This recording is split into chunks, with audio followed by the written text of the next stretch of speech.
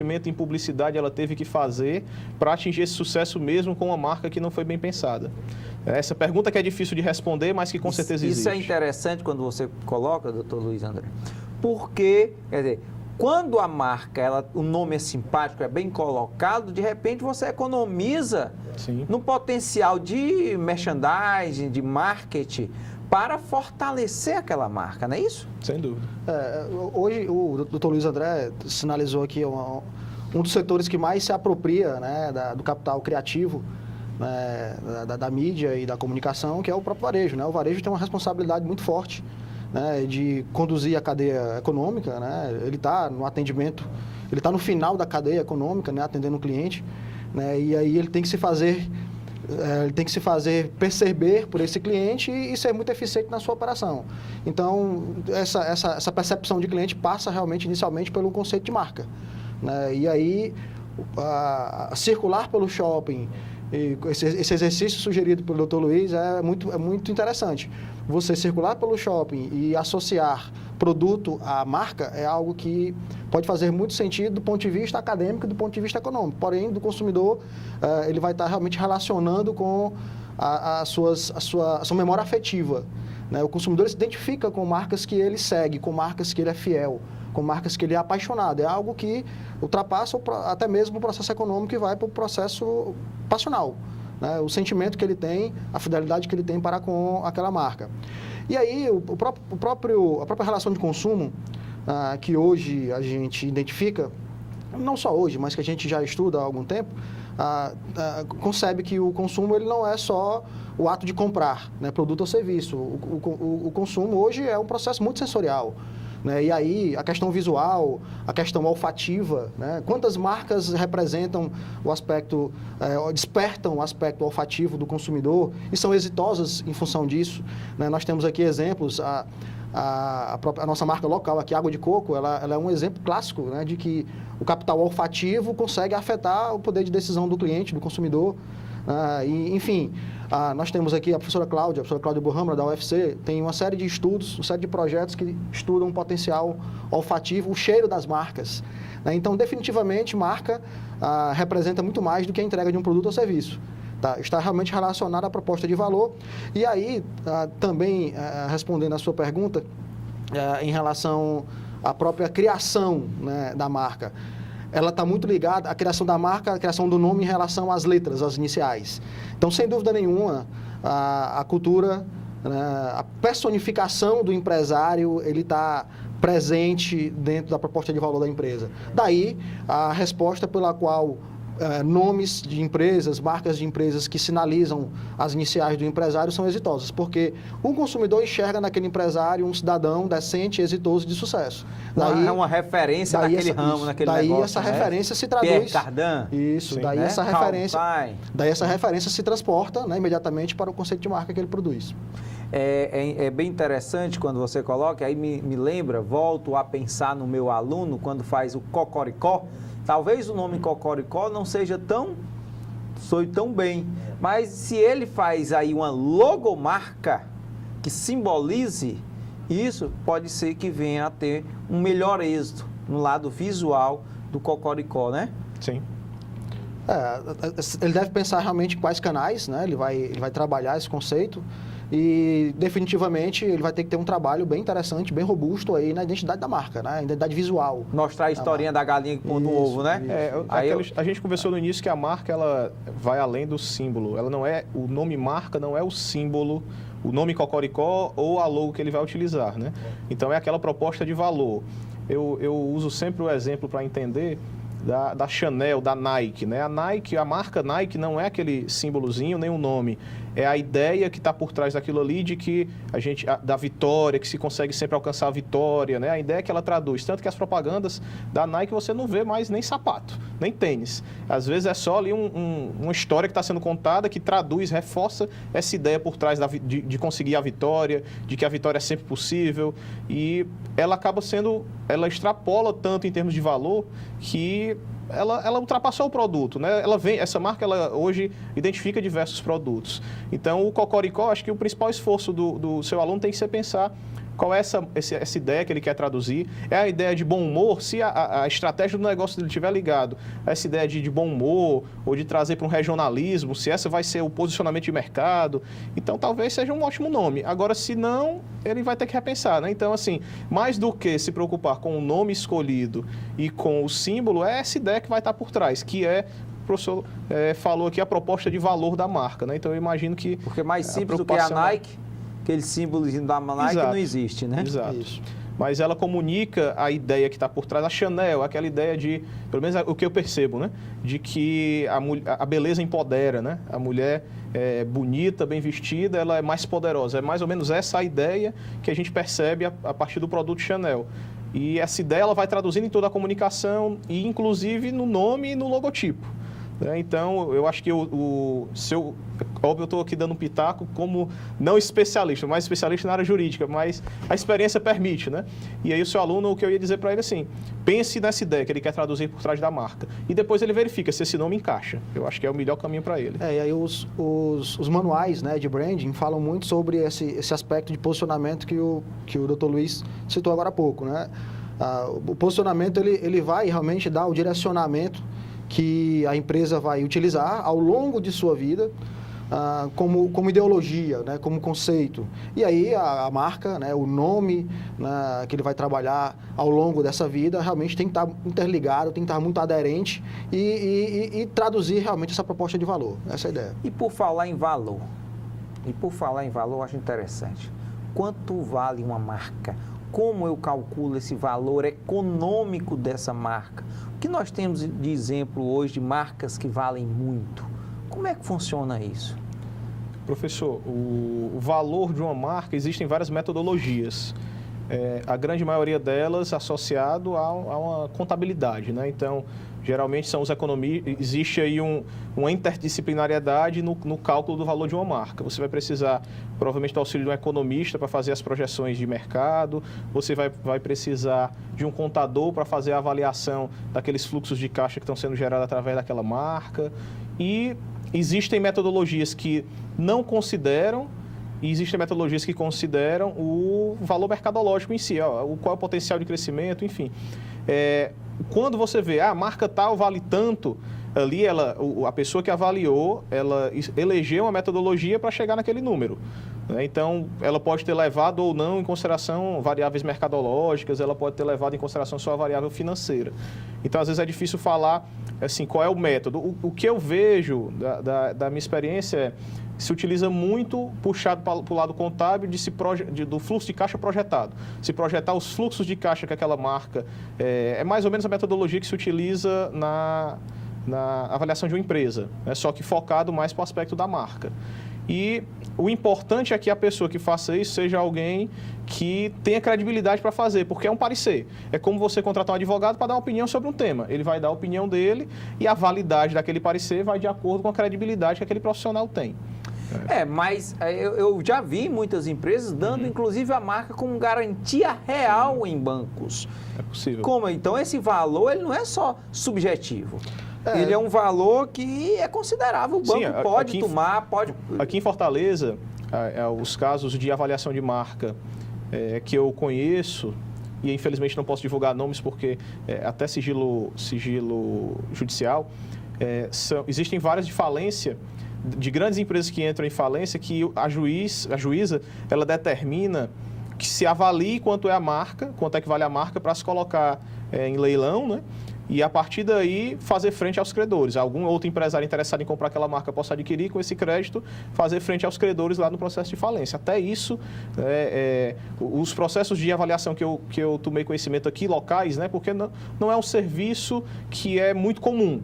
Né? Os empresários precisam muito, mas geralmente são os grandes empresários, quem está fazendo ali uma operação de compra e venda, ou sócios que estão se separando e que precisam ter um parâmetro de que valor nós vamos utilizar para poder tomar nossas decisões aqui de separação, ou dar em garantia num processo de empréstimo, ou no caso desse de falência. Já vi processos trabalhistas onde o juiz, ele não manda avaliar, mas ele estabelece um ônus sobre a marca. Se você não creditar lá o crédito necessário para fazer frente à verba trabalhista, ele diz assim, você não pode deixar a marca aí como garantia. Eu já vi isso em processos até trabalhistas, né? Então, é muito comum a utilização. Eu já vi na contabilidade entrar como ativo da empresa Sim, marca. Pronto, As empresas de capital aberto é obrigatório, né? Sim, sim. Nesse aspecto, né, aí é um aspecto quantitativo, né? A marca, ela faz parte dos ativos de uma empresa, chamado de ativo intangível, né? E, como o doutor Luiz André sinalizou, existem metodologias hoje que tentam reproduzir o aspecto, um aspecto racional, né? Um aspecto valorativo a essa marca. Nós costumamos trabalhar a questão do valuation, né? O valuation hoje é um dos sistemas que se propõem a medir, né, o valor das marcas. Doutor Randal, eu vou lhe cortar um pouco, porque a gente vai pedir aqui o nosso intervalo e eu quero deixar o nosso telespectador com vontade mais ainda de assistir o nosso próximo bloco, porque eu quero terminar esse assunto, que economia e dinheiro vale muito, e eu quero que o doutor Luiz André nos ensine a fazer o processo. Já que vale dinheiro, tem que estar protegido, né, doutor Luiz André? Com certeza. Vamos ao intervalo? Vamos falar disso. No próximo bloco vamos entrar nesse assunto.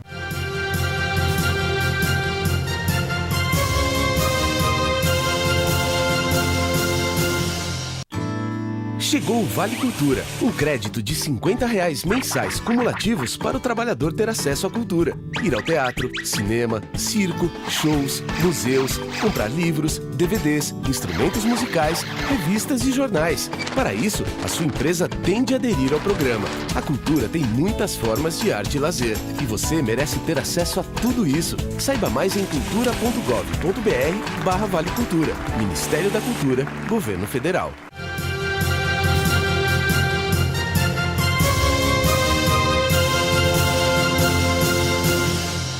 Estamos voltando com o programa Educação e Trabalho, hoje com o tema Como Construir uma Marca Forte. Temos aqui o professor universitário Randal Mesquita e o advogado especialista em marcas e patentes, doutor Luiz André.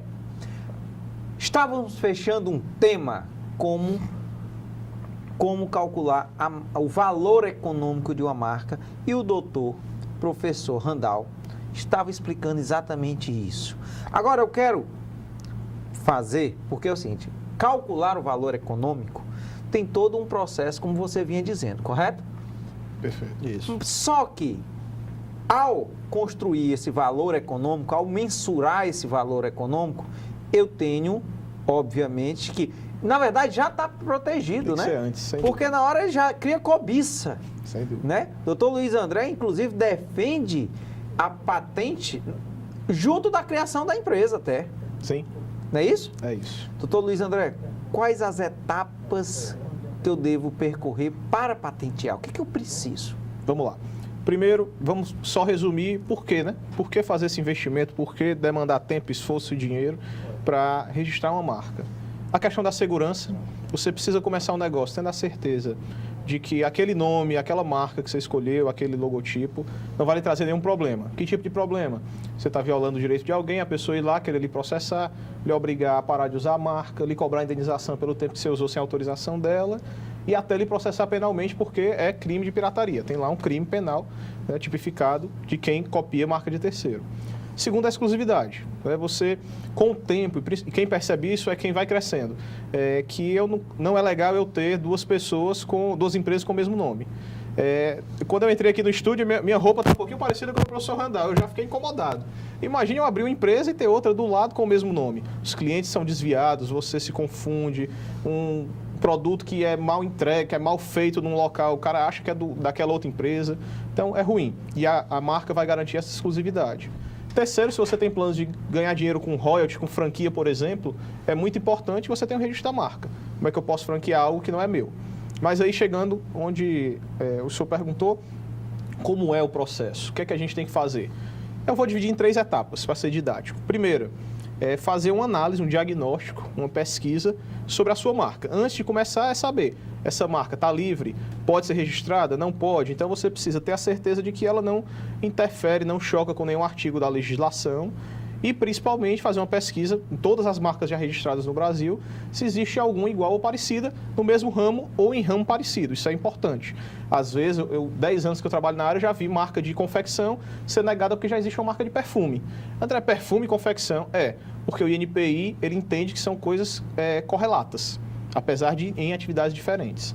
Segunda etapa é procurar solicitar o registro no INPI, no Instituto Nacional da Propriedade Industrial.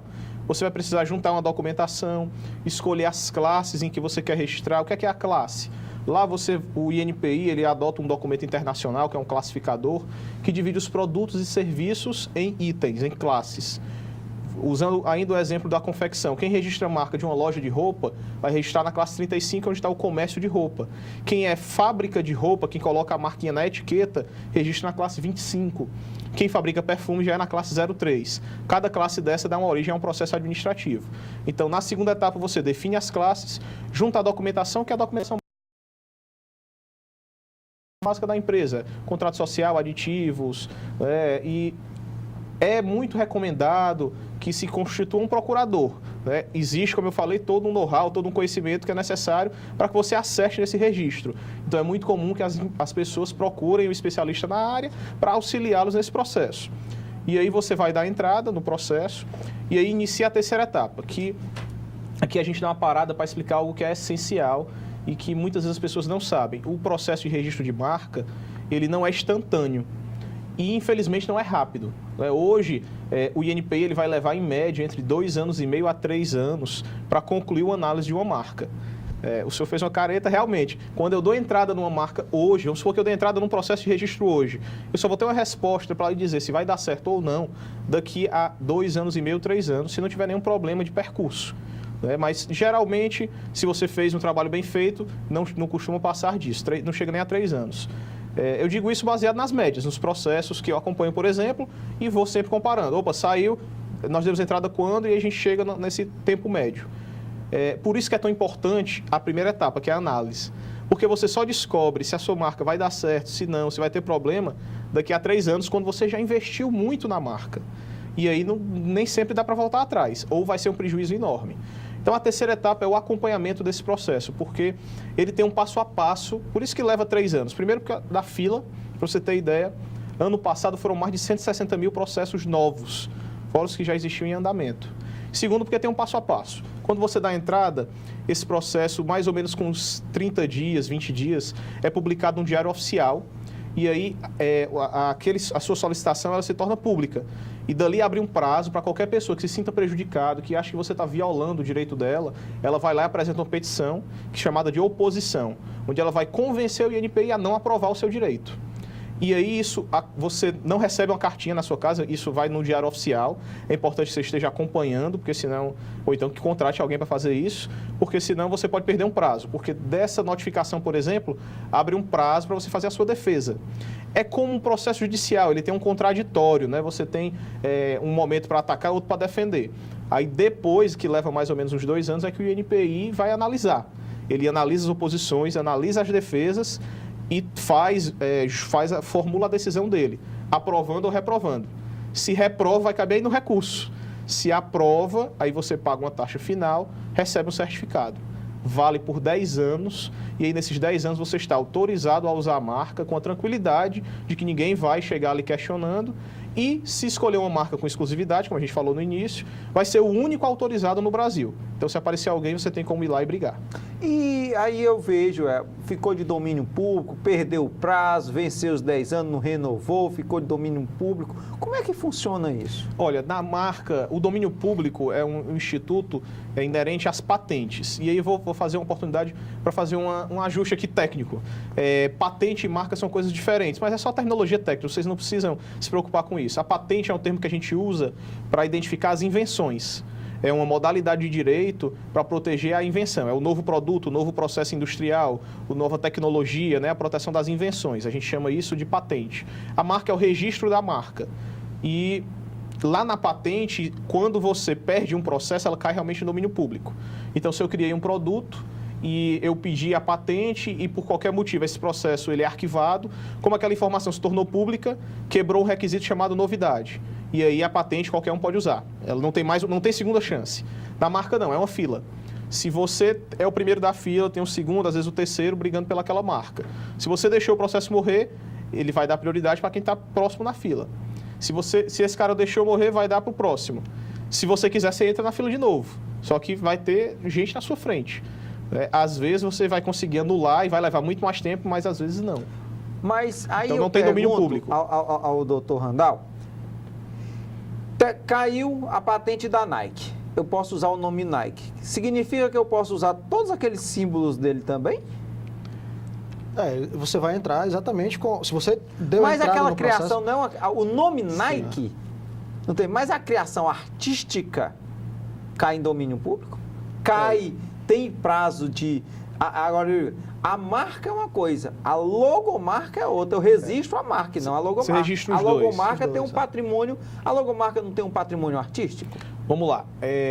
Eu posso... Existe uma outra modalidade de direito chamado direito autoral, que é aquela que protege as músicas, Isso. as obras artísticas científicas. E o desenho, ele é uma obra artística também. Então, eu sou pintor, pintei uma determinada tela, aquilo ali é uma obra artística minha, eu tenho direito autoral sobre aquilo, e o uso e a reprodução tem que ser autorizada por mim, né? Então, isso é uma coisa. Um desenho, um determinado desenho, ele pode se transformar numa logomarca. Da Nike. É possível. A Nike não foi inicialmente criada como um desenho artístico, ela foi criada para ser logomarca. E quando eu registro a marca no INPI, eu registro nome e logotipo. Eu registro as duas coisas, tanto que lá tem uma classificação. A marca nominativa é só o nome, marca mista é que é o nome e desenho. Marca figurativa é só desenho. Então, quando eu registro as duas coisas. E aí a regra vai caber tanto para o nome como para o desenho. Quando eu perco as duas coisas. Perde as duas. Agora, no caso Nike, primeiro, ela vai ter provas de que usa mais tempo, então ela poderia conseguir reverter se ela deixar perder o registro. Eu tô preocupado, porque é o seguinte, digamos que eu sou empresário, Sim. perdi realmente o tempo, mas eu paguei pelaquela logomarca, pelo Nike, a própria Pague Menos, então a Sim. pessoa tem o direito de usar o nome Pague Menos, mas ele não tem o direito de usar aquele símbolo, aquela cor azul e branca, estou colocando dessa forma. Certo. O nome Pague Menos pode usar.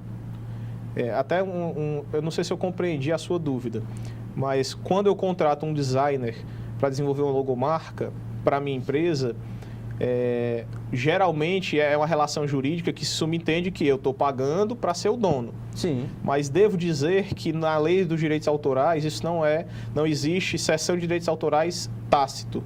A cessão tem que ser expressa, e é um conselho para os empresários. Está contratando design, assine um contrato, bote uma cláusula de que a propriedade daquilo que está sendo desenvolvido é minha. Geralmente, numa briga judicial, você vai conseguir provar que, olha, eu contratei com a finalidade de desenvolver para mim, então é meu. Mas ele vai ter ao favor dele aquele artigo da lei dizendo que não. Se ele fincar o pé dizendo que não, ele pode dizer, lá na lei não existe cessão tácita, tem que ser expressa. Então, eu não cedi os direitos. Isso é um detalhe.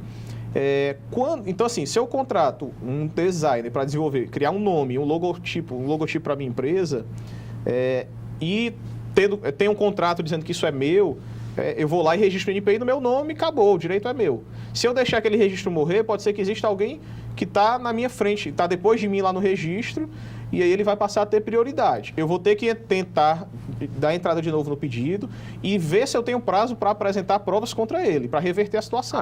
Mas se não, ele passa a ser o dono. Ele leva o logo, a marca. Sim. E o logotipo? Aquilo Marca que eu logotipo. paguei aquele artista. Olha, o logotipo é mais difícil porque existe uma legislação, na mesma lei de propriedade industrial, tem um capítulo que fala dos atos de concorrência desleal, que são aqueles atos que, embora não violem diretamente o direito de marca, mas eles são meios fraudulentos para o desvio de clientela. Um ato de concorrência desleal, eu usar uma marca que é flagrantemente de terceiro. Por mais que eu não tenha como argumentar, eu não tenho mais o direito sobre essa marca que eu deixei perder, mas eu vou continuar demonstrando, olha, existe uma má-fé aqui e é flagrante que esse cara está copiando o meu desenho. Ele está usando igual. Existem outros atos de concorrência desleal. Por exemplo, eu já vi uma empresa que ela fazia publicidade no Google, aquele AdWords, e ela botava lá como palavra-chave o nome de outra empresa. Então, quando eu digitava o nome do concorrente, ele desviava para o meu site. Isso é um meio fraudulento de desviar a clientela. Para mim, se encaixa como ato de concorrência desleal. Você divulgar informação inverídica sobre concorrente, difamar o concorrente, isso é ato de concorrência desleal. Então, eu conseguiria brigar aí no seu caso, porque está flagrante a má-fé. Então, eu vou enquadrar como crime de concorrência desleal e não como reprodução de marca. Nessa mesma linha, também é importante observar um dos mitos que o Dr. Luiz no início citou, é que a priori você pode pensar que o registro de marcas, né, está exclusivamente ligado às grandes corporações, né, e dentre tantos mitos, esse é um deles, né? Uma pequena empresa, uma microempresa, um pequeno negócio. Hoje, Fortaleza está latente a economia criativa, então, ligada ao aspecto intelectual, né, de cada autor. Então, é importante que se diga que as pequenas empresas, as pequenas e médias empresas também estão totalmente possível registrar marcas, né, logomarcas de empresas pequenas, de empresas que estão no seu processo ainda de maturação e que têm potencial, desde que o empresário assim decida por registrá-las. Então, definitivamente não é um processo que é exclusivo de grandes empresas. As pequenas e médias também têm total acesso. A principal recomendação é procurar realmente um especialista que faça toda esse caminho. Mundo virtual e mundo real. Nós temos o INPI regulamentando o mundo real. E o mundo virtual, nós temos registros da sua domínios, né? Sim. Como funciona isso? Vamos lá. Esse conflito mundo virtual, mundo real. Eu lembro que tem uma historinha, não sei se é historinha de palestra, sim, que o SBT, saiu registrando o nome Sol, o nome Jesus, saiu registrando os domínios. E o SBT queria o nome Sol, para botar SBT Online, e mandou uma pessoa aí com cara de meio hippie, meio tal, meu amigo, eu quero comprar o nome Sol, porque se dissesse que era o SBT, tinha um valor altíssimo. Faz sentido? Vamos lá. Esse foi um tema, quando eu era estudante de Direito, foi o tema da minha monografia. Conflito entre marcas e nomes de domínio, né? Então, foi talvez o meu primeiro estudo na área jurídica, né? Vamos dizer assim. Até por isso faz tempo que eu me aprofundei sobre esse tema. Mas assim, como é que funciona hoje? Quando você registra um domínio, você vai procurar o registro.br. Você vai lá, www.registro.br, vê lá se o domínio está livre ou não.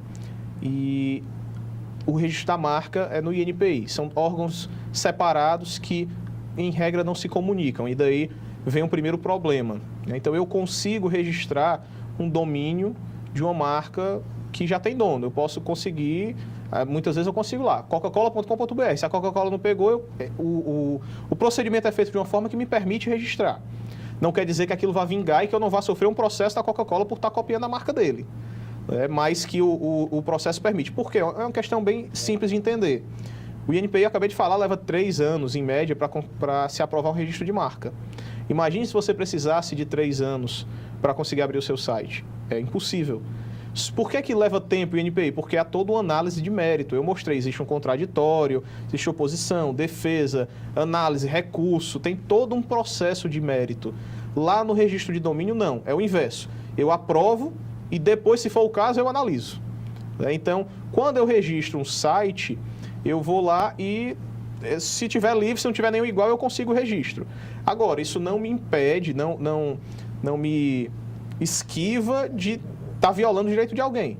Então, se eu tenho lá o registro da minha empresa, que tem marca registrada, e aí o concorrente percebe que aquela empresa não tem o domínio, vai lá e registra, isso não impede de sofrer um processo. E aí eu vou mostrar, olha, juiz, ele está usando indevidamente a minha marca, e está aqui a prova, uma das provas é o site dele, que tem o domínio que tem lá contido a minha marca. E aí o juiz pode condenar e mandar ele mudar. Só para encerrar, respondendo a sua pergunta, por que é comum as pessoas ir lá e roubar o domínio da outra? Porque, infelizmente, não havia um meio administrativo de questionar. Eu tinha que entrar na justiça. E justiça é demorada, cara, a gente sabe disso. Hoje não, já existem alguns meios mais simples de eu corrigir esse problema. Então, isso hoje acontece com menos frequência. Vamos lá, rapidinho, que estamos já no final do nosso programa. 1 minutinho. Quais os erros que mais acontecem na criação de uma marca? Alguns exemplos. Bom, Taos, eu posso sinalizar aqui que você procurar atalhos